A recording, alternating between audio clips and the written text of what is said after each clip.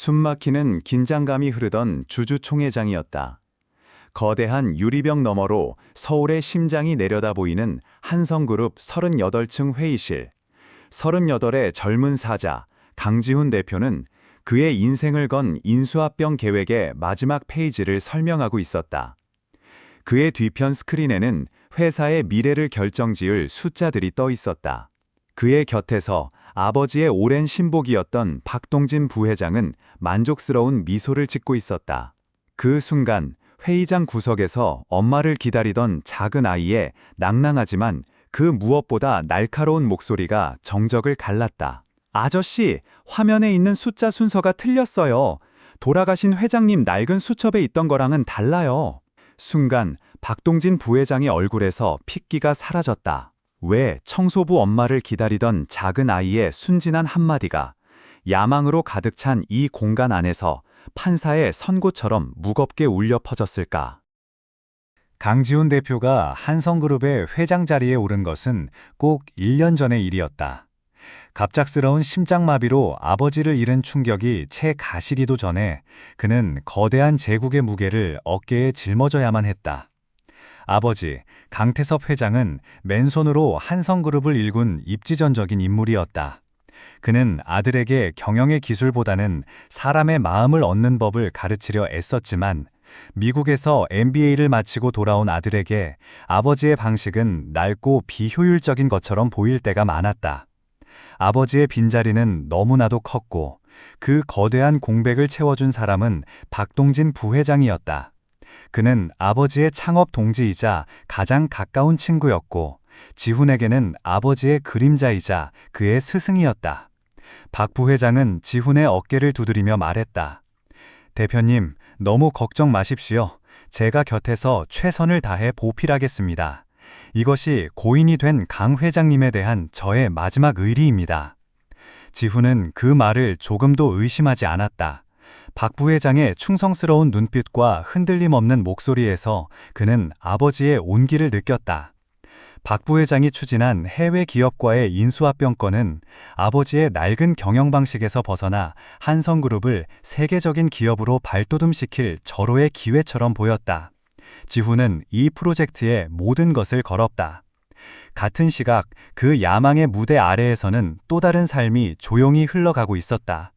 청소부 이은주와 그녀의 7살 딸 서연은 매일 새벽 아직 도시가 잠들어 있는 시간에 한성그룹 빌딩으로 출근했다. 은주는 3년 전 남편을 병으로 잃고 막막한 상황에서 우연히 강태섭 회장의 눈에 띄어 이곳에서 일하게 되었다. 강 회장은 가끔 복도에서 마주칠 때마다 은주에게 따뜻한 말을 건네고 어린 서연의 손에 사탕을 쥐어주곤 했다. 은주에게 강 회장은 단순한 고용주가 아니라 절망 속에서 손을 내밀어준 은인이었다. 서연은 한 번 본 것은 무엇이든 사진처럼 뇌리에 각인되는 아이였다.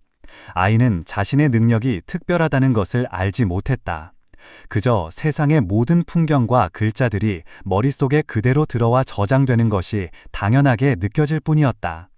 엄마가 일하는 동안 서연은 텅 빈 사무실 구석에서 낡은 스케치북에 그림을 그리며 조용히 시간을 보냈다. 비극이 일어나기 한 달 전의 일이었다. 그날도 은주는 35층 회장실을 청소하고 있었다. 강태섭 회장이 세상을 떠난 후 지훈은 아버지의 집무실을 마치 성역처럼 그대로 보존해 두었다. 아버지가 앉았던 가죽 의자, 그가 보던 서류들, 그리고 책상 위에 놓인 낡은 가죽 수첩까지 모든 것이 그가 살아있을 때와 똑같았다. 은주는 먼지를 털어내며 잠시 회상에 잠겼다. 그녀의 눈에 눈물이 고였다. 엄마, 왜 울어? 서연이 다가와 엄마의 손을 잡았다. 아니야, 그냥 먼지가 눈에 들어가서. 서연아, 저기 구석에서 그림 그리고 있을래? 엄마 금방 끝낼게. 서연은 고개를 끄덕이고 다시 제자리로 돌아갔다. 하지만 아이의 눈은 책상 위에 놓인 낡은 가죽 수첩에 머물렀다. 두껍고 손때 묻은 수첩. 아이는 그 수첩에서 돌아가신 회장 할아버지의 냄새가 나는 것만 같았다. 호기심이 발동한 서연은 살금살금 책상으로 다가갔다. 그리고 조심스럽게 수첩을 펼쳤다. 수첩 안에는 서연이 아는 글자들이 거의 없었다. 페이지마다 복잡한 숫자들의 나열이 가득했다. 어떤 페이지는 마치 미로처럼 복잡한 선들로 연결되어 있었고, 어떤 페이지는 기하학적인 도형들, 별자리처럼 보이는 점들의 배열, 그리고 의미를 알 수 없는 한자들이 빼곡히 적혀 있었다. 그것은 어린아이가 이해할 수 있는 내용이 아니었다. 하지만 서연은 그 내용을 이해하려 하지 않았다. 그저 색색의 크레용으로 그림을 그리듯 그 복잡한 페이지들을 통째로 머릿속에 담아버렸다. 숫자들의 배열, 도형의 모양, 한자의 획 하나하나까지 마치 사진을 찍듯 12페이지에 걸친 기이한 기록들이 아이의 머릿속에 그대로 각인되었다. 서연아, 뭐하니? 엄마의 목소리에 놀란 서연은 황급히 수첩을 덮고 제자리로 돌아왔다. 은주는 딸이 회장님의 유품에 손을 댄 것을 꾸짖으려다 아이의 겁먹은 표정에 보고는 그저 머리를 쓰다듬어 주었다. 그날 이후 서연은 가끔 스케치북에 머릿속에 저장된 숫자와 도형들을 그려보곤 했지만 그것이 무엇을 의미하는지는 알지 못했다. 그저 자신만의 비밀스러운 그림놀이일 뿐이었다. 한편 박동진 부회장은 인수합병 계획을 차근차근 진행하고 있었다. 그는 지훈에게 매일같이 긍정적인 보고를 올렸다. 대표님, 상대 측에서 우리 측의 제안을 아주 긍정적으로 검토하고 있습니다. 이 계약만 성사되면 우리 한성그룹의 주가는 2배 이상 뛸 겁니다. 이것이야말로 돌아가신 회장님께서 평생 바라시던 꿈을 이루는 길입니다. 그의 말은 꿀처럼 달콤했고 지훈은 완전히 그에게 의지하고 있었다. 하지만 박 부회장이 지나간 복도를 청소하던 은주는 가끔 그의 통화 내용을 엿듣게곤 했다. 그는 지훈 앞에서는 온화한 조력자였지만 전화를 할 때의 목소리는 얼음처럼 차가웠다. 걱정 마시오. 어린애 하나 구슬리는 건 일도 아니니까. 그 녀석은 자기 아버지가 남긴 유산의 진짜 가치가 어디에 있는지도 모르는 멍청이야. 모든 준비는 끝났어. 도장만 찍으면 한성은 우리 것이 되는 거야. 은주는 그 말을 듣고 가슴이 철렁 내려앉았지만 일개 청소부인 그녀가 할 수 있는 일은 아무것도 없었다. 그저 불안한 마음으로 지켜볼 뿐이었다. 박 부회장은 복도에서 은주와 마주쳐도 마치 그녀가 보이지 않는 사람처럼 대했다. 그의 눈에 은주와 서연은 그저 가구의 일부나 마찬가지였다. 그의 눈 깊은 곳에서는 차가운 계산과 탐욕이 번뜩였지만 젊은 CEO 강지훈은 그것을 전혀 눈치채지 못했다. 그리고 운명의 날이 밝았다. 주주총회장에는 이른 아침부터 팽팽한 긴장감이 감돌았다. 박 부회장은 지훈의 등을 두드리며 마지막으로 격려했다. 대표님, 오늘은 대표님의 시대가 열리는 날입니다. 자신감을 가지십시오. 지훈은 고개를 끄덕였다. 그는 아버지를 뛰어넘고 싶었다. 그리고 오늘이 바로 그날이라고 믿었다. 엄마를 따라 회의장 구석에 자리 잡은 서연은 거대한 스크린에 비친 복잡한 도표와 숫자들을 무심코 바라보고 있었다. 그저 어른들의 지루한 회의라고만 생각했다. 하지만 지훈이 프레젠테이션의 마지막 페이지를 띄우는 순간 서연의 눈이 동그래졌다. 스크린에 떠오른 길고 긴 숫자들의 배열. 그것은 아이가 한 달 전 돌아가신 회장 할아버지의 수첩에서 보았던 숫자 배열과 너무나도 닮아 있었다. 하지만 미세하게 달랐다. 순서가, 중간중간의 숫자들이 결정적으로 달랐다. 아이의 머릿속에 저장된 완벽한 사진과 스크린 위의 숫자들이 서로 충돌하며 경고음을 울리기 시작했다. 아이는 이것이 잘못되었다는 것을 본능적으로 느꼈다. 그리고 자신도 모르게 그 정적을 깨고 목소리를 내고 만 것이었다. 서연의 외침은 거대한 종을 울린 듯 회의장 전체에 팽팽한 파문을 일으켰다. 모든 이사들의 시선이 구석의 작은 아이에게로 향했다. 당황한 강지훈은 이마를 찌푸렸고 사회자는 어쩔 줄 몰라 헛기침만 해댔다. 가장 먼저 평정을 되찾은 것은 박동진 부회장이었다. 그는 인자하지만 권위 있는 목소리로 상황을 수습했다. 하하, 어린아이가 어른들 회의가 지루했나 봅니다. 귀여운 해프닝이군요. 여봐요, 보안팀. 아이 어머니는 아이를 데리고 잠시 밖에서 기다려주시지요. 중요한 회의에 방해가 됩니다. 그의 말은 부드러웠지만 청소부 이은주를 향한 눈빛에는 서늘한 경고가 담겨 있었다. 은주는 새파랗게 질린 얼굴로 달려와 딸의 입을 막고 고개를 숙였다. 죄송합니다. 정말 죄송합니다. 은주는 거의 끌다시피 서연을 데리고 회의장 밖으로 나왔다. 복도에 나오자마자 은주는 딸을 다그쳤다. 서연아, 도대체 무슨 짓이야? 엄마 여기서 쫓겨나면 우리 어떻게 살라고 그래? 서연은 울먹이며 말했다. 하지만 엄마, 정말이야. 저 숫자들은 할아버지 수첩에 있던 거랑 달라. 순서가 막 뒤죽박죽이야. 은주는 딸의 말이 무슨 뜻인지 이해할 수 없었지만 아이의 눈빛이 너무나도 진지해서 더 이상 혼을 낼 수가 없었다. 한편 회의장 안에서는 다시 발표가 재개되었다. 지훈은 작은 소동으로 치부하려 애썼지만 마음 한구석에 꺼림칙한 돌멩이 하나가 걸린 듯한 기분을 떨칠 수 없었다. 박 부회장은 아무 일도 없었다는 듯 유창하게 설명을 이어갔고 이사들은 곧 그의 말에 다시 빠져들었다. 결국 인수합병 안건은 만장일치에 가까운 찬성으로 통과되었다. 그날 밤 지훈은 집무실에 홀로 남아 계약서 최종본을 검토하고 있었다. 하지만 집중이 되지 않았다. 낮에 있었던 아이의 말이 자꾸만 귓가에 맴돌았다. 숫자 순서가 틀렸어요. 터무니없는 소리였다. 7살짜리 아이가 수십 명의 금융 전문가들이 몇 달에 걸쳐 검토한 자료의 오류를 찾아냈다는 말인가. 그는 스스로를 비웃으며 고개를 저었다. 하지만 바로 그때 박 부회장이 집무실로 들어왔다. 대표님, 아직 퇴근 안 하셨습니까? 오늘 일로 심려가 커셨겠습니다. 아닙니다, 부회장님. 신경 쓰지 않으셔도 됩니다. 박 부회장은 지훈의 책상에 다가와 서류를 내려놓았다. 다름이 아니라 회장님의 옛 집무실을 정리하는 것에 대한 보고입니다. 이제 대표님의 시대가 열렸으니 과거의 유품들은 박물관이나 수장고로 옮겨 새롭게 단장하는 것이 어떻겠습니까? 특히 보안이 취약한 낡은 서류들이 많아 걱정입니다. 순간 지훈의 머릿속에서 무언가 번쩍였다. 왜 하필 지금 이 시점에 아버지의 집무실 정리를 서두르는 걸까? 마치 무언가를 급히 없애려는 사람처럼. 아이가 언급했던 낡은 수첩이라는 단어가 그의 뇌리를 스쳤다. 좋은 생각이십니다. 하지만 그 전에 제가 개인적으로 아버님의 유품을 한번 둘러보고 싶습니다. 내일 오전에 시간을 내보겠습니다.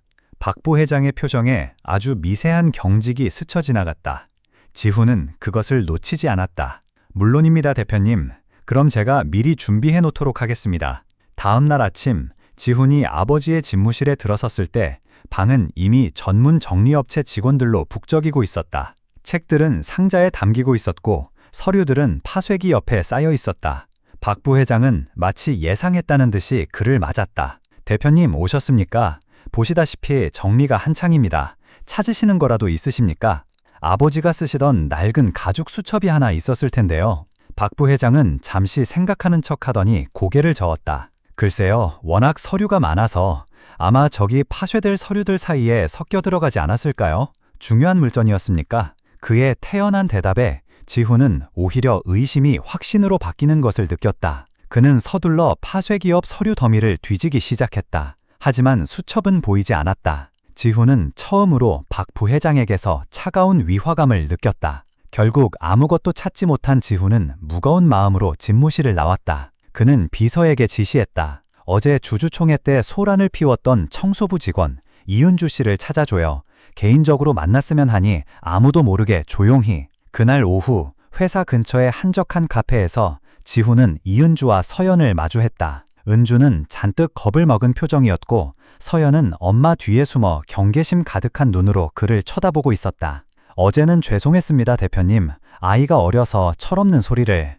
아닙니다. 지훈은 그녀의 말을 잘랐다. 그는 몸을 낮춰 서연과 눈을 맞췄다. 서연아, 어제 했던 말 말이야. 숫자 순서가 틀렸다고 했지. 그게 무슨 말이니?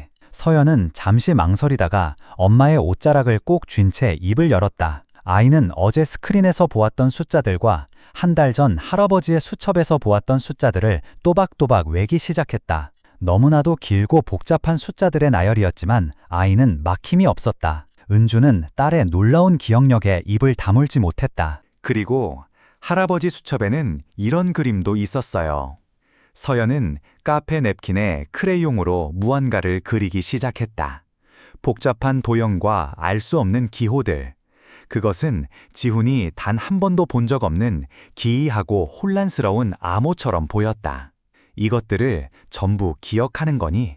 서연은 고개를 끄덕였다. 지훈은 온몸에 소름이 돋는 것을 느꼈다. 그는 은주에게 간절하게 물었다.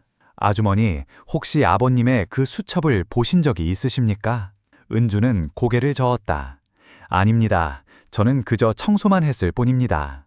하지만 돌아가시기 며칠 전 회장님께서 그 수첩을 보시며 깊은 한숨을 쉬시는 것을 본 적은 있습니다. 마치 무언가 큰 고민이 있는 분처럼요. 지훈은 그 길로 자신의 개인 보안팀과 재무 분석가들을 비밀리에 소집했다. 그는 서연에 그려준 숫자 배열과 암호를 보여주며 말했다. 이것이 무엇을 의미하는지 알아내 주십시오. 우리 회사와 관련된 모든 과거 거래 내역, 특히 박동진 부회장이 관여했던 모든 프로젝트를 샅샅이 뒤져서라도. 며칠간의 밤샘 작업이 이어졌다. 그리고 마침내 분석팀이 놀라운 사실을 밝혀냈다. 서연이 기억해낸 숫자 배열은 단순한 숫자가 아니었다. 그것은 스위스 비밀 계좌의 계좌 번호와 거래 내역을 암호화한 것이었다. 그리고 그 계좌의 주인은 박동진 부회장이 해외에 설립한 유령 회사의 명의로 되어 있었다. 더욱 충격적인 것은 그 계좌로 수십 년간 한성그룹의 자금이 교묘하게 흘러들어갔다는 사실이었다. 박 부회장은 회사의 주요 프로젝트마다 비용을 부풀리거나 이중 계약을 맺는 방식으로 거액의 비자금을 조성해왔던 것이다. 돌아가신 강태섭 회장은 죽기 직전 이 사실을 눈치챘고 모든 증거를 자신만의 암호로 수첩에 기록해두었던 것이다. 그리고 현재 추진 중인 인수합병은 그 모든 비자금을 합법적인 투자금으로 둔갑시켜 한성그룹을 통째로 삼키기 위한 마지막 단계였다. 인수합병 계약서에 명시된 자금의 출처, 바로 서연이 순서가 틀렸다고 지적했던 그 숫자 배열은 박 부회장이 교묘하게 조작해 놓은 가짜 계좌 정보였던 것이다. 모든 진실을 알게 된 지훈은 망연자실했다. 아버지처럼 믿었던 사람의 배신은 그의 심장을 갈갈이 찢어 놓았다. 하지만 슬픔에 잠겨 있을 시간이 없었다. 박 부회장이 이 사실을 눈치채기 전에 움직여야 했다. 하지만 박동진은 지훈이 생각하는 것보다 훨씬 교활하고 치밀한 인물이었다. 그는 지훈이 자신을 의심하기 시작했다는 것을 이미 감지하고 있었다. 그의 정보망은 회사 곳곳에 거미줄처럼 퍼져 있었다. 그는 지훈이 청소부 모녀를 만났다는 사실을 보고받자마자 즉시 행동에 나섰다. 어느 날 저녁, 은주와 서연이 퇴근하는 길이었다. 좁은 골목길로 들어서는 순간 검은 승합차 한 대가 그들 앞을 가로막았다. 건장한 남자 2명이 차에서 내렸다. 이은주 씨 맞으시죠? 저희와 잠시 이야기 좀 하셔야겠습니다. 은주는 딸을 감싸 안으며 뒷걸음질 쳤다. 누구세요? 남자는 차갑게 웃으며 말했다. 쓸데없는 호기심이 당신 딸의 미래를 망칠 수도 있다는 걸 알려주러 온 사람들입니다. 박 부회장님께서 전화라는군요. 쥐 죽은 듯이 조용히 살든지 아니면 이 나라에서 살 수 없게 만들어주겠다고. 남자는 은주의 팔을 거칠게 붙잡았다. 당신 같은 불법 체류자 하나 추방시키는 건 일도 아니거든. 그것은 은주의 가장 큰 약점이었다. 그녀는 아직 정식 비자를 받지 못한 상태였다. 박 부회장은 그녀의 신분까지 파악하고 있었던 것이다. 은주는 공포에 질려 온몸을 떨었다. 그녀는 딸을 위해서라면 무엇이든 할 수 있었다. 심지어 진실을 외면하는 것까지도. 그날 이후 은주는 지훈의 모든 연락을 피하기 시작했다. 거대한 악의 그림자가 이제 막 진실을 향해 손을 뻗기 시작한 약한 모녀를 집어삼키려 하고 있었다. 박동진 부회장의 협박은 효과적이었다. 이은주는 세상에서 가장 소중한 딸 서연을 지키기 위해 깊은 침묵 속으로 숨어버렸다. 강지훈이 아무리 전화를 걸고 사람을 보내도 그녀는 문을 걸어 잠근 채 어떤 응답도 하지 않았다. 모녀는 출근조차 하지 않았다. 지훈은 답답함에 미칠 지경이었다. 결정적인 증인과의 연결고리가 눈앞에서 끊어져 버린 것이다. 박 부회장은 그런 지훈의 초조함을 꿰뚫어 보고 있는 듯 더욱 기세등등하게 인수합병 절차를 밀어붙였다. 대표님, 계약서 서명일이 코앞으로 다가왔습니다.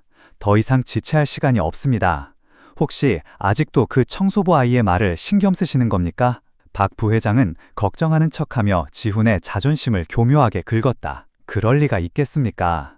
지훈은 애써 표정을 감추며 대답했다. 최종 검토할 부분이 남아있을 뿐입니다. 하지만 그의 마음속에서는 거대한 폭풍이 몰아치고 있었다. 스위스 계좌의 존재를 밝혀냈지만 그것을 아버지의 수첩과 연결할 직접적인 증거가 없었다. 서연의 기억만이 유일한 열쇠였지만 그 열쇠는 지금 굳게 닫힌 문 뒤에 갇혀 있었다. 박 부회장의 철옹성 같은 권력 앞에서 지훈은 자신이 얼마나 무력한지 깨닫고 있었다. 희망이 보이지 않던 어느 날 밤, 지훈은 아버지의 옛 집무실을 다시 찾았다. 정리가 중단된 방은 어수선했지만 아버지의 채취가 남아있는 유일한 공간이었다. 그는 혹시나 하는 마음에 아버지의 책장을 샅샅이 뒤지기 시작했다. 법률 서적, 경영학 원론, 낡은 고전들. 아버지가 평생에 걸쳐 쌓아올린 지식의 탑이었다. 그러다 그의 손끝에 두꺼운 책 한 권이 걸렸다. 경영자를 위한 법률 상식이라는 평범한 제목의 책이었지만 이상하게도 다른 책들보다 훨씬 무거웠다. 호기심에 책을 꺼내든 순간 지훈은 책의 옆면이 파여 있고 그 안에 작은 공간이 있다는 것을 발견했다. 비밀 공간이었다. 떨리는 손으로 덮개를 열자 그 안에서 아버지의 필체로 가득한 또 다른 작은 수첩, 바로 아버지의 비밀 일기장이 모습을 드러냈다. 박 부회장이 그토록 없애려 했던 낡은 수첩은 미끼였고 진짜는 이곳에 숨겨져 있었던 것이다. 지훈은 마른 침을 삼키며 일기장의 첫 페이지를 넘겼다. 먼지 쌓인 페이지 위로 아버지의 고뇌와 절망이 생생하게 펼쳐지기 시작했다. 일기장 내용, 과거 회상 시점. 2000X년 3월 10일, 박 부회장이 스위스 계좌 개설을 제안했다. 회사의 비상금을 관리하고 세금을 절약할 수 있는 합법적인 방법이라고 했다. 평생의 동지인 그의 말을 믿었다. 하지만 내 서명이 들어간 위임장을 받아가는 그의 눈빛에서 순간 서늘함을 느낀 것은 왜일까? 기후일 것이다. 2000X년 8월 22일, 해외 플랜트 건설 프로젝트의 자금 흐름이 이상하다. 보고서상의 숫자와 실제 집행된 금액 사이의 차이가 크다. 박 부회장에게 묻자 현지 사정 때문에 발생한 어쩔 수 없는 비용이라고 했다. 그의 설명은 논리정연했지만 왠지 모르게 마음이 편치 않다.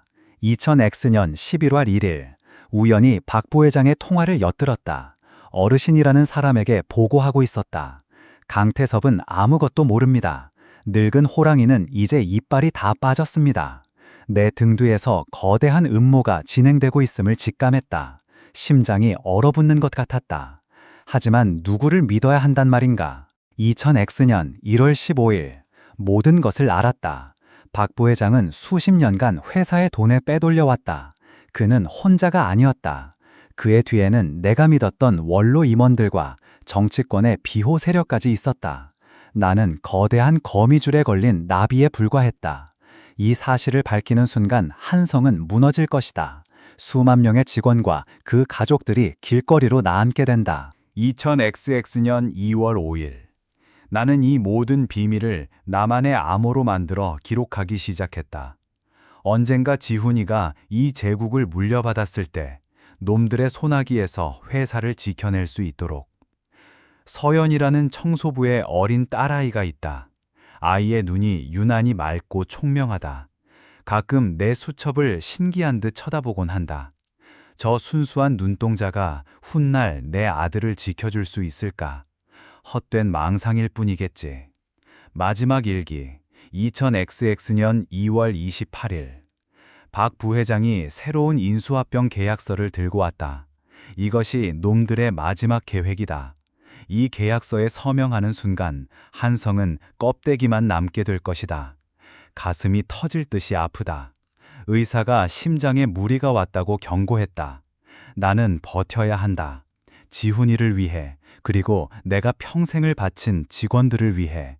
하지만 신이시여, 제게 힘을 주소서. 일기장은 거기서 끝나 있었다. 며칠 뒤 아버지는 심장마비로 세상을 떠났다. 지훈은 일기장을 가슴에 끌어안고 소리 없이 우열했다. 그것은 단순한 심장마비가 아니었다. 거대한 배신감과 회사를 지켜야 한다는 중압감이 아버지를 짓눌러 죽인 것이었다. 아버지는 외로운 싸움을 하다 홀로 쓰러져 갔던 것이다. 그리고 자신이 그토록 믿었던 박 부회장은 아버지의 심장에 칼을 꽂은 악마였다. 슬픔은 이내 차가운 분노로 바뀌었다. 지훈은 유약함은 사라지고 강철 같은 결의가 깃들었다. 그는 아버지의 일기장에 기록된 암호 해독법을 분석하기 시작했다. 아버지는 고대 천문학과 사서삼경의 구절들을 조합하여 누구도 풀 수 없는 암호 체계를 만들어 두었다. 일기장과 서연이가 기억하는 암호를 맞춰보자 마침내 모든 퍼즐 조각이 맞춰졌다. 서연의 기억은 아버지의 비자금 장부를 여는 마스터 키였던 것이다. 이제 모든 증거는 지훈의 손에 들어왔다. 하지만 그는 곧바로 박 부회장을 치지 않았다. 아버지의 일기장에서 그는 경영의 기술보다 더 중요한 것을 배웠다. 바로 기다림과 치밀함이었다. 성급한 공격은 적에게 반격의 빌미를 줄 뿐이다. 그는 아버지의 복수를 완수하고 회사를 지키기 위해 더 거대하고 완벽한 덫을 놓기로 결심했다. 먼저 그는 이은주 모녀를 보호해야 했다. 지훈은 자신의 최측근 경호팀을 비밀리에 그들의 집 주변에 배치했다. 그리고 한밤중 아무도 모르게 은주의 집을 찾아갔다. 문을 두드리자 안에서는 겁에 질린 은주의 목소리가 들려왔다. 누구세요? 저 강지훈입니다. 아주머니, 제발 문 좀 열어주십시오. 이제 제가 모든 것을 알았습니다. 그리고 두 분을 지켜드릴 수 있습니다. 오랜 침묵 끝에 문이 조심스럽게 열렸다. 은주의 눈은 퉁퉁 부어 있었고 서연은 엄마의 등 뒤에 숨어 있었다. 지훈은 그들 앞에 아버지의 일기장을 펼쳐 보였다. 아버지는 모든 것을 알고 계셨습니다. 그리고 서연이가 언젠가 저를 도와줄 것이라고 예감하셨던 것 같습니다. 은주는 일기장에 적힌 서연이라는 이름과 순수한 눈동자라는 구절을 보고 눈물을 터뜨렸다. 회장님의 따뜻했던 모습이 떠올랐기 때문이다. 이제 저를 믿고 도와주십시오. 이것은 제 개인의 복수가 아니라 돌아가신 아버지의 명예를 되찾고 아주머니와 같은 선량한 사람들이 더 이상 억압받지 않는 회사를 만들기 위한 싸움입니다. 지훈의 진심 어린 눈빛에서 은주는 돌아가신 강태섭 회장의 모습을 보았다. 하지만 그녀의 마음속에는 여전히 두려움이 남아 있었다. 하지만 저희는 아무 힘이 없습니다. 그 사람들은 저희를 이 나라에서 쫓아낼 수도 있습니다. 지훈은 고개를 저었다. 아닙니다. 두 분은 누구보다 강한 무기를 가지고 있습니다. 바로 진실이라는 무기입니다. 그는 은주와 서연에게 자신의 계획을 설명했다. 그것은 박 부회장의 탐욕을 역이용하여 그를 스스로 무덤을 파게 만드는 위험하고도 대담한 계획이었다. 계획을 들은 은주의 얼굴은 두려움과 결의로 복잡하게 얽혔다. 이 싸움에 동참하는 것은 자신의 남은 인생과 딸의 미래를 거는 거대한 도박이었다. 지훈은 그녀의 손을 잡았다. 제가 모든 것을 걸고 두 분을 지키겠습니다. 이것은 돌아가신 아버지의 이름으로 드리는 제 약속입니다. 아버지의 이름, 그 한마디가 은주의 마음을 움직였다. 그녀는 자신을 믿어주고 손을 내밀어 주었던 옛 주인을 떠올렸다. 그리고 이제 그의 아들이 다시 한번 자신에게 손을 내밀고 있었다. 은주는 결심한 듯 눈물을 닦고 굳은 표정으로 고개를 끄덕였다. 작은 청소부와 어린 딸, 그리고 상처 입은 젊은 사자의 반격이 마침내 어둠 속에서 조용히 시작되고 있었다. 강지훈의 반격은 뱀처럼 조용하고 치밀했다. 그는 다음날 박동진 부회장을 찾아가 완전히 패배를 인정한 듯한 연기를 시작했다. 붉게 충혈된 눈, 피로에 지친 얼굴, 그리고 체념이 섞인 목소리. 부회장님, 제가 어리석었습니다. 잠시 이성을 잃었던 것 같습니다. 인수합병권은 예정대로 진행해 주십시오. 모든 것을 부회장님께 맡기겠습니다. 박동진은 의심의 눈초리를 거두지 않았지만 지훈의 풀 죽은 모습과 절망적인 눈빛 앞에서 서서히 경계심을 풀었다. 젊은 사자가 결국 현실의 벽 앞에서 무릎을 꿇었다고 생각했다. 그는 속으로 승리의 미소를 지으며 지훈의 어깨를 두드렸다. 현명한 판단입니다, 대표님. 잠시 혼란스러우셨던 것뿐입니다. 걱정 마십시오. 이 박동진이 대표님과 한성그룹을 위해 모든 것을 바칠 테니까요. 그날 이후 지훈은 박동진의 완벽한 꼭두각시가 된 것처럼 행동했다. 그가 올리는 서류에 의심 없이 서명했고 그의 제안에 무조건적으로 고개를 끄덕였다. 박동진은 마침내 한성그룹의 실질적인 주인이 되었다는 생각에 도취되었다. 그는 마지막 남은 걸림돌, 청소부 모녀를 처리하기로 마음먹었다. 이제 더 이상 협박만으로는 부족했다. 싹을 완전히 잘라버려야 했다. 한편 지훈의 보호 아래 안전한 곳으로 거처를 옮긴 이은주와 서연은 반격을 위한 중요한 역할을 준비하고 있었다. 지훈은 서연의 천재적인 기억력과 아버지의 암호 해독법을 이용해 박동진이 수십 년간 숨겨온 비자금 장부의 완전한 복사본을 만들어내고 있었다. 서연은 마치 놀이를 하듯 머릿속에 저장된 수백 개의 계좌번호와 거래 내역들을 막힘없이 쏟아냈다. 아이의 순수한 입에서 나오는 숫자들은 거대한 악의 제국을 무너뜨릴 수 있는 가장 강력한 포탄이었다. 덫을 놓는 첫 번째 단계가 시작되었다. 지훈은 박동진에게 새로운 제안을 했다. 부회장님, 인수합병 계약을 더 확실하게 하기 위해 우리가 가진 비장의 카드를 먼저 상대 측에 보여주는 것이 어떻겠습니까? 몽골에 있는 히토류 광산의 독점 채굴권을 넘기는 조건으로 인수 금액을 더 높게 책정하도록 말입니다.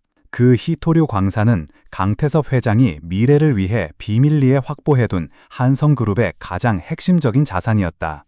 박동진은 지훈이 마침내 제 발로 회사의 심장을 내놓았다고 생각하며 뛸 듯이 기뻐했다. 그는 이 정보를 즉시 자신의 배후 세력인 어르신에게 보고했다. 됐습니다. 강지훈이 완전히 우리 소나귀에 들어왔습니다. 히토류 광산까지 손에 넣으면 한성은 껍데기만 남게 됩니다. 박동진과 그의 배후 세력은 이 거대한 먹잇감을 삼키기 위해 분주하게 움직이기 시작했다. 그들은 자신들의 비밀 계좌에 있던 비자금을 총동원하여 인수 자금을 준비했다. 그들이 한성의 숨통을 끊기 위해 수십 년간 모아온 돈이 마침내 어두운 금고 밖으로 모습을 드러내고 있었다. 지훈의 재무 분석팀은 그 돈의 흐름을 실시간으로 추적하며 증거를 쌓아갔다. 하지만 박동진은 생각보다 훨씬 더 교활한 맹수였다. 그는 지훈을 완벽하게 믿는 척하면서도 마지막 불안 요소인 청소부 모녀를 향한 공격을 멈추지 않았다. 그는 출입국 관리소에 익명으로 이은주의 불법 체류 사실을 신고했다. 공식적인 절차가 시작되면 지훈이라도 그녀를 보호하는 데 한계가 있었다. 어느 날 밤 은신처에 출입국 관리소 직원들이 들이닥쳤다. 지훈의 경호팀이 그들을 막아섰지만 합법적인 공무집행 앞에서 그들이 할 수 있는 일은 많지 않았다. 은주는 딸을 끌어안고 공포에 떨었다. 엄마, 저 사람들 누구야? 괜찮아, 서연아. 엄마가 옆에 있어. 아무 일도 없을 거야. 바로 그 순간 지훈이 현장에 도착했다. 그는 침착하게 변호사를 대동하고 직원들 앞을 막아섰다. 이은주 씨는 현재 저희 한성그룹의 중대 프로젝트와 관련된 핵심 증인입니다. 증인 보호 프로그램에 따라 대한민국 법의 보호를 받고 있습니다. 함부로 연행할 수 없습니다. 지훈은 미리 준비해둔 서류를 내밀었다. 박동진의 비자금 수사를 검찰에 비공식적으로 의뢰하며 이은주 모녀를 증인으로 신청해 두었던 것이다. 출입국 관리소 직원들은 당황하며 물러설 수밖에 없었다. 박동진의 첫 번째 공격은 실패로 돌아갔다.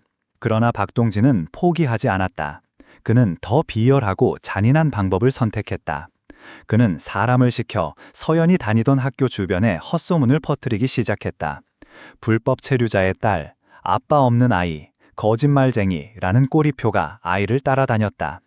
친구들은 서연을 피하기 시작했고 아이는 점점 웃음을 잃어갔다.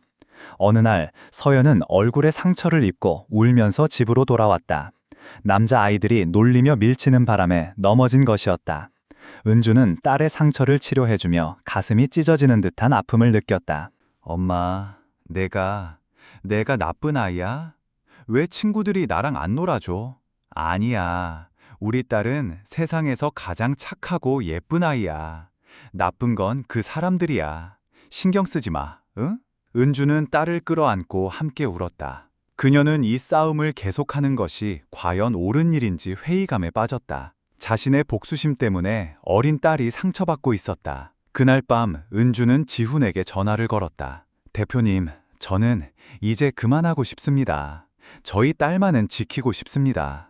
그냥 저희를 조용한 곳으로 보내주시면 안 되겠습니까? 그녀의 목소리는 절망으로 가득 차 있었다. 지훈은 수화기를 쥔 채 잠시 눈을 감았다. 박동진은 그의 가장 약한 부분을 정확히 공격하고 있었다. 바로 그의 죄책감이었다. 만약 그가 여기서 포기한다면 아버지의 죽음은 영원히 묻히게 되고 한성그룹은 악의 소굴이 될 것이며 이은주 모녀는 평생을 그림자 속에서 살아가야 할 것이다. 지훈은 결심을 굳혔다. 그는 은주에게 말했다. 아주머니, 죄송합니다. 제가 두 분을 위험에 빠뜨렸습니다. 하지만 이제 와서 멈출 수는 없습니다. 여기서 멈추면 우리는 영원히 패배자로 살아가야 합니다. 며칠만 더 버텨주십시오. 제가 모든 것을 끝내겠습니다. 서연이에게 더 이상 누구도 손가락질하지 못하게 만들겠습니다. 제가 약속합니다. 지훈의 목소리에 담긴 비장한 결의에 은주는 다시 한번 마음을 다잡았다. 그녀는 딸의 잠든 얼굴을 바라보며 속으로 맹세했다. 이 싸움이 끝나면 다시는 내 딸이 눈물 흘리는 일이 없게 하리라. 그리고 마침내 운명의 날이 다가왔다. 박동진은 히토류 광산 독점 채굴권을 담보로 해외 투자사와 인수합병 최종 계약을 맺는 조인식을 개최했다. 장소는 한성그룹 빌딩 펜트하우스의 화려한 연회장이었다. 수많은 언론사와 정재계 인사들이 모여 세기의 계약을 축하하고 있었다. 박동진은 마치 왕자에 오른 개선장군처럼 자신감에 넘쳤다. 그는 자신의 시대가 왔다고 확신했다. 연회장 한쪽에서 강지훈은 차가운 눈으로 그를 지켜보고 있었다. 그의 옆에는 말끔하게 정장을 차려입은 이은주와 예쁜 드레스를 입은 서연이 서 있었다. 박동진은 그들을 발견하고는 격렬의 미소를 지으며 다가왔다. 이게 누구신가? 천한 청소부 모녀가 여기까지 어쩐 일이신가? 강 대표, 마지막으로 예정을 베푸는 겁니까? 보기 좋군요. 지훈은 대갑 대신 차갑게 웃었다. 오늘의 진짜 주인공을 초대했을 뿐입니다, 부회장님. 박동진은 그의 말을 이해하지 못하고 어깨를 으쓱했다. 그는 단상으로 올라가 마이크를 잡았다. 신사숙녀 여러분, 오늘 우리는 한성그룹의 새로운 역사가 시작되는 순간을 함께하고 있습니다. 그가 계약서에 펜을 가져가는 순간 연회장의 모든 스크린이 갑자기 바뀌었다. 화려한 홍보 영상 대신 스위스 은행의 비밀 계좌 거래 내역이 화면을 가득 메웠다. 연회장은 술렁이기 시작했다. 당황한 박동진이 소리쳤다. 이게 무슨 짓이야? 당장 꺼! 하지만 지훈은 그의 말을 가로막고 마이크를 잡았다. 아니요, 부회장님. 이제부터가 진짜 시작입니다. 지금부터 여러분께서는 한 마리 거머리가 어떻게 수십 년간 한성그룹의 피를 빨아왔는지 똑똑히 보시게 될 겁니다. 지훈의 선언과 함께 연회장의 문이 굳게 닫혔다. 이제 이곳은 축하의 장소가 아니라 거대한 악을 심판하는 법정이 되었다. 박동진은 사색이 된 채 자신이 완벽하게 지훈의 덫에 걸려들었음을 깨달았다. 하지만 이미 때는 늦어 있었다. 연회장의 화려한 샹들리에 불빛 아래 박동진 부회장의 비밀 계좌 내역이 유령처럼 떠다녔다. 장내의 모든 하객들은 숨을 죽인 채 스크린과 단상 위에 강지훈 그리고 사색이 된 박동진을 번갈아 쳐다보았다. 박동진은 잠시 동안의 충격에서 벗어나 이성을 되찾으려 애쓰며 고함을 질렀다. 이건 조작이야. 강지훈 대표가 내 명예를 실추시키기 위해 꾸민 음모다. 저런 유치한 자료를 믿는 사람이 어디 있나? 그의 목소리는 분노로 떨렸지만 그 안에는 명백한 공포가 서려 있었다. 일부 그와 결탁했던 임원들이 동조하며 장내를 소란스럽게 만들려 했다. 맞습니다. 이건 명백한 명예훼손입니다. 보안팀은 뭘 하는 건가? 당장 저 화면을 내리지 않고. 하지만 지훈은 조금도 흔들리지 않았다. 그는 차가운 미소를 지으며 나직하지만 단호한 목소리로 말했다. 조작이라고 하셨습니까, 부회장님? 좋습니다. 그럼 지금부터 조작이 불가능한 증거를 보여드리겠습니다. 이 증거는 돈으로도 권력으로도 살 수 없는 순수한 기억 속에 존재하니까요. 지훈은 연회장 한쪽에 서 있던 서연에게 손짓했다. 이은주는 딸의 작은 손을 꼭 잡고 용기를 불어넣어 주었다. 괜찮아, 우리 딸, 할 수 있어. 서연은 수많은 어른들의 시선에 잠시 주눅이 드는 듯했지만 이내 고개를 들고 낭낭한 목소리로 입을 열었다. 제 이름은 이서연입니다. 그리고 저는 돌아가신 강태섭 회장님의 마지막 기록을 모두 기억하고 있습니다. 아이의 입에서 나온 말은 너무나도 당돌하고 비현실적이어서 장내는 잠시 동안 기묘한 침묵에 휩싸였다. 박동진은 실소를 터뜨렸다. 이제는 하다 7살짜리 아이까지 동원하는군. 강지훈, 자네 정말 이렇게까지 추해져야겠나. 그의 조롱에도 불구하고 서연은 조금도 위축되지 않았다. 아이는 스크린에 떠있는 복잡한 계좌번호 중 하나를 손가락으로 가리켰다. 그 숫자 배열은 틀렸어요. 박동진 아저씨가 비자금을 합법적인 돈처럼 보이게 만들려고 일부러 바꿔놓은 숫자예요. 진짜 숫자는 이거예요. 서연은 눈을 감고 마치 책을 읽듯 길고 복잡한 숫자와 알파벳의 조합을 정확하게 외기 시작했다. 아이의 입에서 나오는 숫자들은 즉시 스크린의 자막으로 변환되어 표시되었다. 지훈의 재무분석팀이 그 숫자를 시스템에 입력하자 스크린의 화면이 바뀌었다.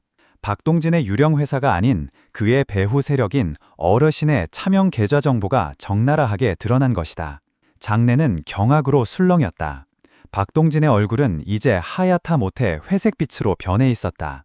그는 자신만이 아는 비밀번호와 보안체계로 겹겹이 잠가넣은 계좌 정보가 어떻게 7살 아이의 머릿속에 들어가 있는지 도저히 이해할 수 없었다. 서연의 증언은 계속되었다.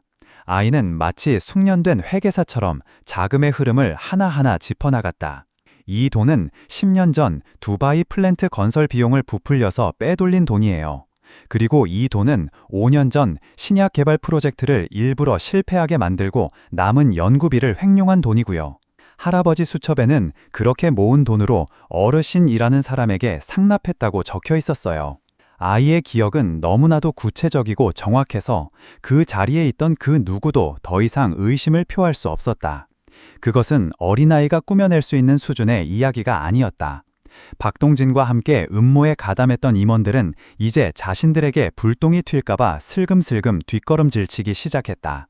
궁지에 몰린 박동진은 마지막 발악을 했다. 그는 서연에게 달려들어 아이의 팔을 붙잡고 소리쳤다. 이 꼬마가 거짓말을 하는 거다. 누가 시켰어? 누가 이런 말을 하라고 시킨 거야? 놓으세요. 이은주가 달려들어 딸을 보호하려 했지만 건장한 박동진의 힘을 당해낼 수는 없었다. 바로 그 순간 지훈이 번개처럼 움직여 박동진의 손목을 강하게 낚아챘다. 그의 눈빛은 더 이상 유약한 젊은 사자의 것이 아니었다. 그것은 자신의 영역을 침범한 적의 목덜미를 물어뜯으려는 맹수의 눈빛이었다. 어린아이에게 손대다니, 당신은 인간이기를 포기했군. 지훈은 박동진을 거칠게 밀쳐냈다. 그리고 연 회장 뒷문이 열리며 검찰 특수부 수사관들이 들이닥쳤다. 그들은 곧장 단상으로 향해 박동진에게 차가운 수갑을 채웠다. 박동진 씨, 당신은 특정 경제범죄 가중처벌 등에 관한 법률 위반 및 업무상 횡령, 배임 혐의로 긴급 체포합니다. 당신은 묵비권을 행사할 수 있으며 변호사를 선임할 권리가 있습니다. 박동진은 수갑을 찬 채 망연자실한 표정으로 주저앉았다. 수십 년간 쌓아올린 그의 철옹성이 고작 7살짜리 아이의 기억 앞에서 허무하게 무너져 내린 것이다. 그는 끌려나가면서도 믿을 수 없다는 듯 서연을 노려보았다. 어떻게? 네가 어떻게? 사건은 그것으로 끝나지 않았다. 지훈은 하객들을 향해 마이크를 잡았다. 여러분, 이것은 시작에 불과합니다. 박동진 부회장은 거대한 빙산의 일각일 뿐입니다. 그의 뒤에는 한성그룹을 좀먹고 대한민국 경제를 병들게 하는 거대한 배후 세력이 존재합니다. 그는 스크린에 아버지의 일기장 마지막 페이지를 띄웠다. 아버지의 떨리는 필체로 쓰인 유언과도 같은 문장이었다. 정의가 패배하는 역사를 아들에게 물려줄 수는 없다. 저는 오늘 아버지의 이름으로 약속합니다. 한성그룹계의 모든 부패를 뿌리 뽑고 정경유착의 고리를 끊어내겠습니다. 설령 그 과정에서 한성그룹이 상처 입고 흔들릴지라도 저는 피하지 않겠습니다. 그것이 돌아가신 아버지의 유지를 받드는 길이며 제게 목숨을 걸고 진실을 알려준 이 두 모녀의 용기에 보답하는 유일한 길이기 때문입니다. 지훈의 연설이 끝나자 연회장에서는 우레와 같은 박수 소리가 터져 나왔다. 그것은 단순히 한 기업의 비리를 고발하는 것을 넘어 사회 전체에 만연한 불의에 맞서는 용기 있는 선언이었기 때문이다. 기자들은 쉴 새 없이 카메라 플래시를 터뜨렸고 이 모든 상황은 TV를 통해 전국에 생중계되고 있었다. 지훈은 박수 소리를 뒤로 하고 서연에게 다가가 무릎을 꿇고 아이와 눈을 맞췄다. 서연아, 정말 고맙다. 그리고 정말 미안하다. 아저씨 때문에 무서운 일을 겪게 해서. 서연은 잠시 그를 바라보다가 작은 손으로 지훈의 뺨을 쓰다듬었다. 아니에요. 이제 무섭지 않아요. 아저씨 눈이 우리 아빠 눈이랑 닮았어요. 아이의 순수한 위로에 지훈은 끝내 참았던 눈물을 흘리고 말았다. 길고 길었던 어둠의 터널 끝에서 마침내 한 줄기 빛이 보이기 시작했다. 하지만 그는 알고 있었다.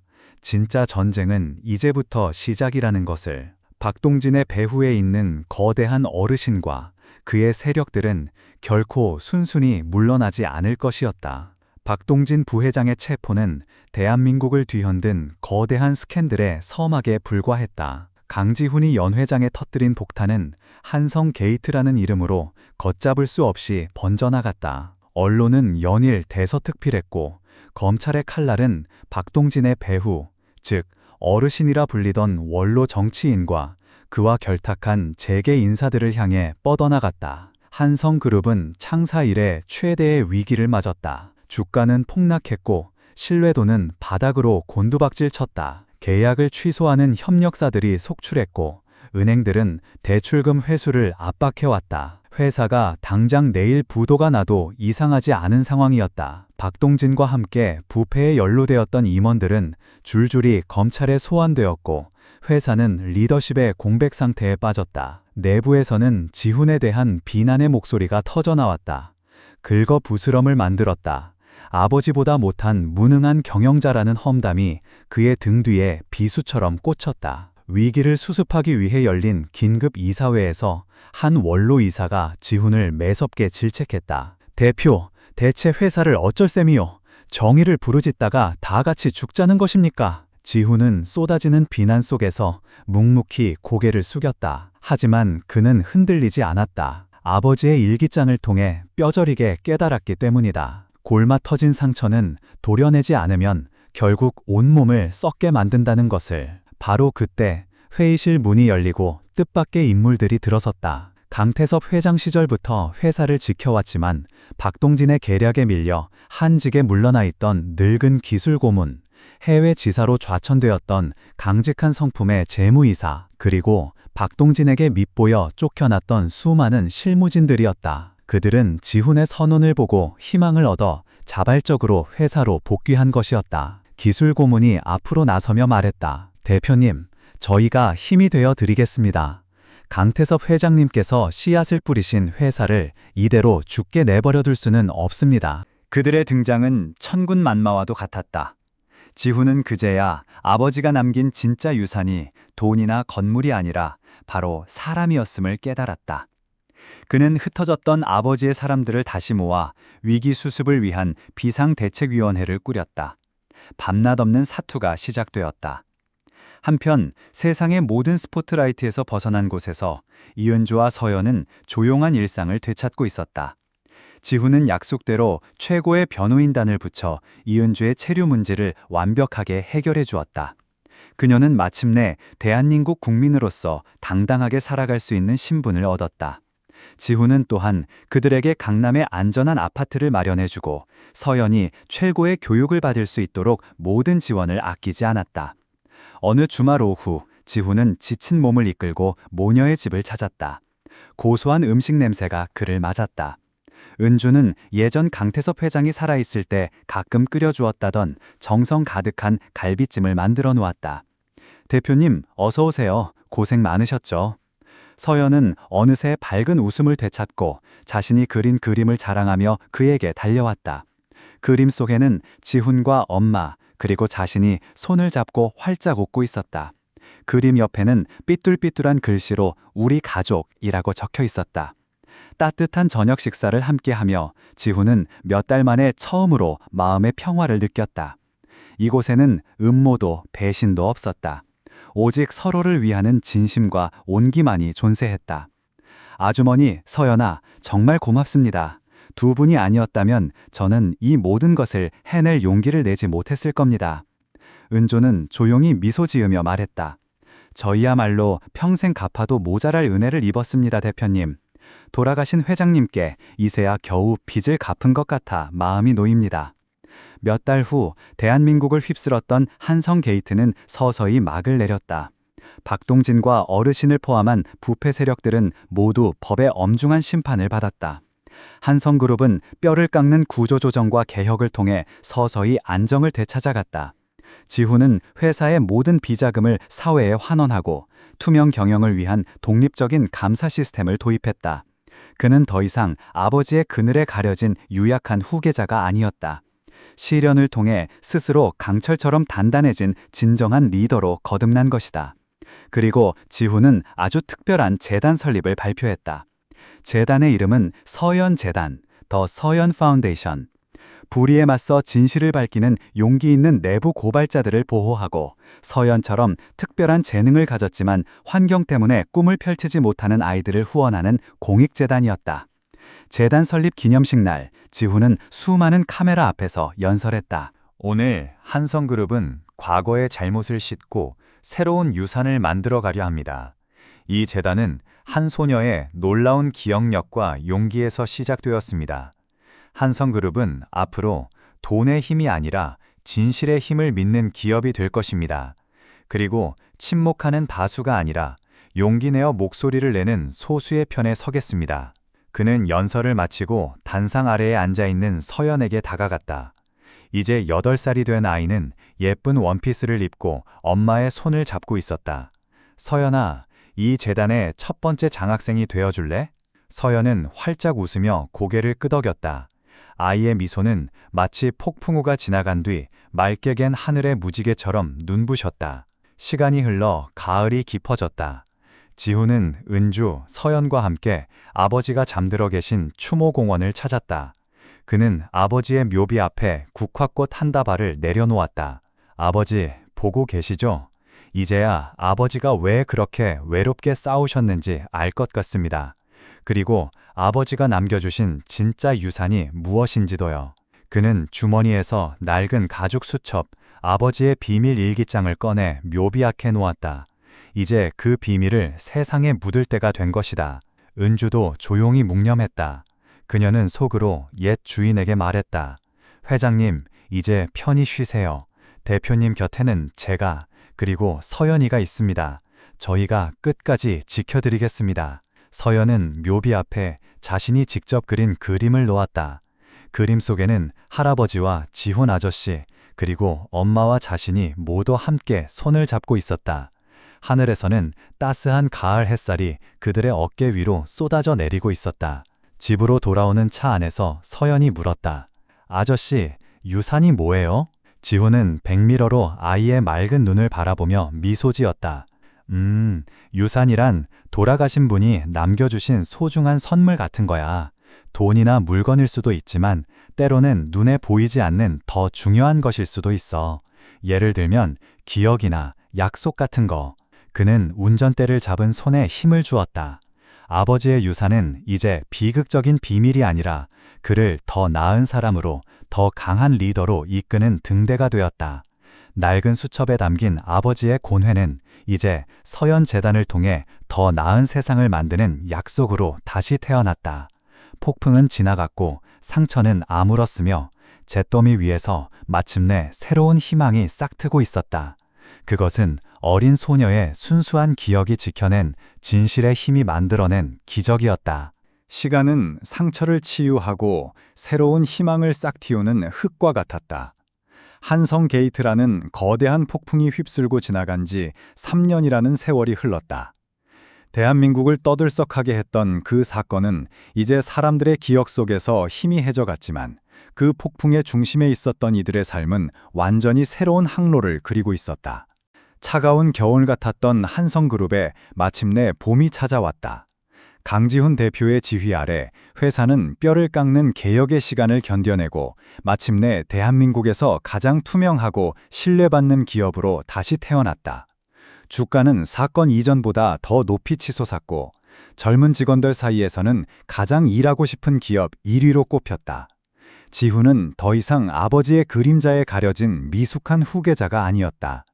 그는 위기 속에서 회사의 철학과 가치를 지켜낸 존경받는 젊은 리더가 되어 있었다. 그는 더 이상 38층의 차가운 집무실에만 머무르지 않았다. 공장의 생산 라인에서 직원들과 함께 땀 흘리고 지방의 작은 협력업체 사장들과 막걸리 잔을 기울이며 그들의 고충을 듣는 발로 뛰는 경영자가 되었다. 직원들은 그에게서 돌아가신 강태섭 회장의 따뜻한 인간미와 그를 뛰어넘는 강인한 결단력을 동시에 보았다. 차가운 교도소의 독방에서 박동진은 텔레비전 뉴스에 나오는 강지훈의 모습을 멍하니 바라보았다. 그는 수십 년의 징역형을 선고받고 모든 것을 잃었다. 그를 따르던 부패한 세력들도 모두 법의 심판을 받았다. 그는 가끔 면회를 오는 변호사를 통해 한성그룹의 소식을 전해들었다. 자신이 그토록 경멸했던 강태섭의 정직한 경영이 결국 회사를 더 위대하게 만들었다는 소식을 들을 때마다 그는 참을 수 없는 패배감에 몸을 떨어야 했다. 그는 강지훈의 능력을 과소평가했고 무엇보다 진실이 가진 힘을 너무나도 어리석게 무시했던 것이다. 후회는 너무 늦게 찾아왔고 그의 시간은 차가운 시멘트 벽 안에서 영원히 멈춰버렸다. 강지훈의 개인적인 삶에도 따스한 햇살이 스며들었다. 그가 퇴근 후 돌아가는 곳은 더 이상 텅 빈 펜트하우스가 아니었다. 이은주와 서연이 함께 사는 사람의 온기가 가득한 집이었다. 은주는 더 이상 청소부가 아니었다. 그녀는 지훈의 집안 살림을 도맡아주는 때로는 어머니처럼 때로는 누이처럼 그의 곁을 지키는 든든한 버팀목이 되어주었다. 그녀는 지훈이 회사 일로 지쳐 돌아오면 말없이 따뜻한 저녁상을 차려주었고 그의 풀죽은 어깨를 조용히 다독여 주었다. 그녀의 존재 자체가 지훈에게는 가장 큰 위안이었다. 이제 10살이 된 서연은 밝고 총명한 소녀로 자라나고 있었다. 아이는 더 이상 어두운 구석에서 엄마를 기다리는 작은 그림자가 아니었다. 최고의 사립학교에서 뛰어난 성적을 자랑했고 친구들 사이에서도 인기가 많았다. 아이의 천재적인 기억력은 이제 더 이상 비밀이 아니었다. 때로는 복잡한 서류를 검토하다 머리가 아픈 지훈에게 서연은 퍼즐을 맞추듯 문제의 핵심을 짚어주기도 했다. 아이는 지훈을 더 이상 아저씨라고 부르지 않았다. 어느 날부터인가 아이는 그를 지훈 삼촌이라고 부르기 시작했다. 그 다정한 호칭은 지훈의 텅 비었던 마음을 가득 채우는 가장 따뜻한 울림이었다. 어느 맑은 가을날 지훈은 한성그룹 역사박물관 개관식에 참석했다. 박물관 한가운데에는 강태섭 회장의 창업정신과 철학을 기리는 공간이 마련되어 있었다. 그리고 그 중앙 유리관 안에는 낡고 해진 가죽 수첩 한 권이 놓여 있었다. 바로 아버지의 비밀 일기장이었다. 그것은 더 이상 어두운 비밀이 아니었다. 한 기업이 위기를 극복하고 정도를 걷게 된 역사의 증거물이자 모든 임직원들이 영원히 기억해야 할 교훈의 상징이 된 것이다. 개관식이 끝나고 지훈은 은주, 서연과 함께 조용한 저녁 식사를 했다. 은주는 감회가 새로운 듯 눈시울을 붉혔다. 오늘 박물관에 놓인 회장님 일기장을 보니 이제야 정말 모든 것이 제자리를 찾은 것 같습니다. 하늘에 계신 회장님께서도 기뻐하실 거예요. 지훈은 고개를 끄덕였다. 모두 아주머니와 서연이 덕분입니다. 두 분이 아니었다면 저 수첩은 영원히 어둠 속에 묻혀 있었을 겁니다. 서연이 포크를 내려놓고 진지한 표정으로 물었다. 삼촌, 그런데요, 왜 나쁜 사람들은 항상 이기는 것처럼 보여요? 박동진 아저씨도 오랫동안 아무도 몰랐잖아요. 그것은 아이의 순수한 질문이었지만 세상의 본질을 꿰뚫는 질문이기도 했다. 지훈은 잠시 생각에 잠겼다가 서연의 눈을 바라보며 대답했다. 그건 말이야. 거짓말은 모래로 성을 쌓는 것과 같아서 그래. 처음에는 아주 빠르고 화려하게 성을 높이 쌓을 수 있어. 진짜 돌로 성을 쌓는 사람보다 훨씬 더 대단해 보이지. 하지만 파도가 한번 밀려오면 어떻게 될까? 와르르 무너져요. 맞아. 하지만 진실은 느리고 힘들지만 단단한 돌로 성을 쌓는 것과 같아. 비바람이 불고 파도가 쳐도 절대 무너지지 않지. 박동진 부회장은 평생 모래성을 쌓았던 거고 할아버지는 평생 돌성을 쌓으셨던 거야. 그리고 서연이 네가 그 모래성을 무너뜨린 작은 파도 역할을 해준 거고. 서연은 지훈의 말을 이해한 듯 고개를 끄덕였다. 은주는 두 사람의 대화를 흐뭇하게 바라보았다. 그녀는 지훈이 이제 한 기업의 대표를 넘어 한 아이에게 지혜를 가르쳐 줄 수 있는 진정한 어른이 되었음을 느꼈다. 그날 밤 지훈은 서연의 방에 잠들기 전 책을 읽어주었다. 아이가 스르르 잠이 들자 그는 조용히 방을 나왔다. 거실에서는 은주가 따뜻한 차를 준비해두고 있었다. 창밖으로는 서울의 야경이 보석처럼 펼쳐져 있었다. 3년 전 절망 속에서 바라보던 그 야경과는 전혀 다른 풍경이었다. 아주머니, 저는 이제야 아버지가 왜 그토록 회사를 지키려 하셨는지 알 것 같습니다. 그것은 단순히 돈이나 명예 때문이 아니었습니다. 아버지에게 회사는 아주머니처럼 성실하게 살아가는 사람들의 삶 그 자체였던 겁니다. 대표님은 회장님을 참 많이 닮으셨습니다. 아니, 이제는 회장님보다 더 훌륭한 분이 되셨습니다. 두 사람은 말없이 차를 마셨다. 창밖의 야경은 그들이 함께 지켜낸 소중한 일상의 불빛이었다. 거대한 음모와 배신이 핥히고 간 상처는 깊었지만 그들은 서로의 상처를 보듬고 의지하며 더 단단한 가족이 되어 있었다.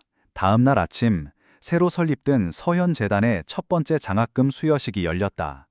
수십 명의 재능 있는 아이들이 서연의 이름으로 된 장학금을 받고 꿈을 향한 날개를 달게 되었다. 단상에 선 서연은 또박또박한 목소리로 수상소감을 말했다. 기억은 때로는 아프지만 때로는 큰 힘이 된다는 것을 배웠습니다. 저는 앞으로 제 기억력을 저처럼 어려운 친구들을 돕는 데 사용하고 싶습니다. 그날 밤 지훈의 눈에는 자랑스러움이 가득했다. 그는 아버지의 유산을 지켜냈을 뿐만 아니라 그 유산을 더 위대하고 가치 있는 것으로 만들어가고 있었다. 잿더미 위에서 마침내 희망이라는 이름의 꽃이 활짝 피어나고 있었다. 그것은 한 소녀의 순수한 용기와 한 남자의 굳은 결의, 그리고 한 여인의 묵묵한 믿음이 함께 만들어낸 세상에서 가장 아름다운 기적이었다. 세월은 강물처럼 흘러 서연재단이 설립된 지 다시 5년이라는 시간이 지났다. 강산이 절반쯤 변하는 시간 동안 세상도 그리고 사람들도 저마다의 자리에서 새로운 모습으로 뿌리를 내리고 있었다. 한성그룹은 이제 대한민국을 대표하는 존경받는 기업의 상징이 되었다. 강지훈 대표는 40대 중반의 원숙한 경영자가 되어 있었다. 그의 이름 앞에는 늘 투명 정형의 아이콘, 사회적 책임을 다하는 리더라는 수식어가 따라붙었다. 그는 아버지의 유지를 이어받아 회사를 성장시켰을 뿐만 아니라 함께 성장하는 기업이라는 새로운 철학을 성공적으로 안착시켰다. 한성그룹의 성공 신화는 이제 경영대학원의 필수 연구 사례가 되었다. 하지만 지훈은 외부의 화려한 평가에 연연하지 않았다. 그에게 가장 큰 보람은 직원들이 자신의 일터에 자부심을 느끼고 협력업체들이 공정한 대우 속에서 함께 성장하며 사회의 그늘진 곳에 희망의 씨앗을 뿌리는 것이었다. 그의 곁에는 늘 이운주가 있었다. 어느새 희끗희끗한 머리카락이 늘어난 그녀는 더 이상 집안 살림을 돌보는 사람이 아니었다. 그녀는 서연재단의 실질적인 안주인이자 상처 입은 사람들의 마음을 보듬어주는 상담 이사가 되어 있었다. 그녀는 과거 자신처럼 어려움에 처한 이주 여성들을 돕고 가정폭력으로 고통받는 아이들의 쉼터를 마련하는 일에 헌신했다. 청소부로 일하며 익혔던 겸손함과 사람들의 아픔을 헤아리는 따뜻한 마음은 그 어떤 전문가의 상담보다 더 큰 위로와 힘이 되었다. 사람들은 그녀를 은주 이사님이라 부르며 깊이 존경하고 따랐다. 그리고 이야기의 시작이었던 작은 소녀, 서연은 어느덧 15살의 어엿한 숙녀가 되어 있었다. 아이는 대한민국 최고의 영재들만 모인다는 과학고 고등학교에 수석으로 입학했다. 서연의 천재적인 기억력은 이제 단순히 암기 능력을 넘어 복잡한 데이터 속에서 패턴을 찾아내고 미래를 예측하는 놀라운 분석력으로 발전했다. 그녀는 특히 뇌과학과 인지심리학 분야에 깊은 관심을 보였다. 인간의 기억이 어떻게 세상을 바꿀 수 있는지 직접 체험했기 때문이었다. 하지만 서연은 결코 공부만 하는 아이가 아니었다. 그녀는 주말마다 엄마와 함께 재단의 쉼터를 찾아 아이들에게 수학과 과학을 가르쳐주는 봉사활동을 했다. 아이는 자신의 재능이 결코 자신만을 위한 것이 아님을 알고 있었다. 그것은 세상을 더 나은 곳으로 만들기 위해 주어진 선물이라는 것을. 어느 화창한 5월의 주말, 한성그룹 본사 앞 잔디광장에서는 전 직원을 위한 가족 축제가 열리고 있었다. 지훈이 대표가 된 이후 매년 열리는 연례 행사였다. 직원들은 가족들의 손을 잡고 잔디밭에 앉아 음식을 나누어 먹고 아이들은 마음껏 뛰어놀았다. 권위와 서열 대신 웃음과 신뢰가 가득한 풍경이었다. 지훈은 무대 위에서 마이크를 잡았다. 한성 가족 여러분, 오늘 이 자리에 와주셔서 진심으로 감사합니다. 8년 전 우리 회사는 큰 위기를 겪었습니다. 하지만 우리는 함께 그 위기를 이겨냈고 더 단단해졌습니다. 저는 오늘 이 자리에서 여러분께 다시 한번 약속드립니다. 한성그룹은 앞으로도 결코 쉬운 길을 가지 않겠습니다. 항상 어렵지만 올바른 길을 가겠습니다. 여러분과 여러분의 가족이 자랑스러워할 수 있는 회사를 만들겠습니다. 그의 연설에 직원들은 뜨거운 박수를 보냈다. 지훈은 무대에서 내려와 인파 속을 걸었다. 직원들은 그에게 스스럼 없이 다가와 인사를 건네고 아이들은 그의 손에 사탕을 쥐어주었다. 그는 더 이상 외로운 황제가 아니었다. 거대한 가족의 든든한 가장이었다. 그는 잔디밭 한쪽에 마련된 재단 부스로 향했다. 그곳에서는 은주와 서연이 재단의 활동을 홍보하는 작은 캠페인을 벌이고 있었다. 은주는 따뜻한 미소로 사람들을 맞이했고 서연은 자신이 직접 만든 뇌과학 퍼즐로 아이들의 흥미를 끌고 있었다. 삼촌, 오셨어요? 서연이 그를 발견하고 손을 흔들었다. 어느새 지훈의 키를 훌쩍 넘어선 아이의 얼굴에는 지성과 총명함, 그리고 따뜻한 배려심이 함께 깃들어 있었다. 우리 서연이 이제 나보다 더 인기가 많은 것 같네. 지훈이 농담을 건네자 서연은 수줍게 웃었다. 이사님, 대표님, 잠시 쉬시지요? 은주가 따뜻한 커피를 건네며 말했다. 세 사람은 잠시 부스 뒤편의 벤치에 나란히 앉았다. 눈앞에는 행복하게 웃고 떠드는 사람들의 모습이 펼쳐졌다. 8년 전 그 누구도 상상하지 못했던 평화로운 풍경이었다. 가끔 그런 생각을 해요. 지훈이 먼저 입을 열었다. 만약 8년 전 그날 서연이가 그 말을 하지 않았다면 지금 우리는 어떻게 살고 있을까? 은주는 지훈의 손을 가만히 잡았다. 아마 모두가 불행해졌을 겁니다. 대표님은 거짓된 성공 속에서 영혼을 잃어갔을 거고 저희 모녀는 평생을 어둠 속에서 숨어 살았을 테지요. 그리고 저 많은 사람들의 웃음도 없었을 겁니다. 서연이 두 사람의 대화를 들으며 말했다. 저는 그날 제가 왜 그런 말을 했는지 아직도 잘 모르겠어요. 그냥 그러면 안 될 것 같다는 느낌이 들었어요. 돌아가신 할아버지의 눈빛이 저를 보고 있는 것 같았거든요. 세 사람은 잠시 말이 없었다. 그들은 모두 알고 있었다. 그날의 기적은 단순히 한 소녀의 천재적인 기억력 때문만이 아니었다는 것을. 그것은 진실을 외면하지 않았던 한 사람의 순수한 용기, 그 용기를 믿고 자신의 모든 것을 걸었던 또 다른 사람의 결단, 그리고 그 모든 것을 묵묵히 지지했던 따뜻한 마음이 한데 모여 만들어낸 필연적인 결과였다. 삼촌, 저 대학교 가면 뇌과학을 전공하고 싶어요. 서연이 갑자기 말했다. 왜? 기억을 연구하고 싶어요. 어떻게 하면 좋은 기억은 오래 남기고 나쁜 기억은 치유할 수 있는지. 그래서 저처럼 상처받은 사람들을 도와주고 싶어요. 지훈은 서연의 머리를 쓰다듬으며 말했다. 훌륭한 꿈이네. 삼촌이 언제나 응원할게. 그 순간 멀리서 불꽃놀이가 시작되었다. 밤하늘을 화려하게 수놓는 불꽃을 바라보며 세 사람은 서로에게 조용히 미소 지었다. 그들의 발밑에는 과거의 상처와 아픔이 단단한 디딤돌이 되어 있었고, 그들의 시선은 이제 더 밝게 빛날 미래를 향하고 있었다. 아버지의 낡은 수첩에서 시작된 진실의 씨앗은 이제 수많은 사람들의 마음속에서 희망의 숲을 이루고 있었다. 그것은 시간이 지나도 결코 사라지지 않을 강지훈과 이은주, 그리고 이서연이 함께 만들어낸 가장 위대한 유산이었다. 그들의 발걸음은 이제 더 나은 미래를 향해 힘차게 이어지고 있었다.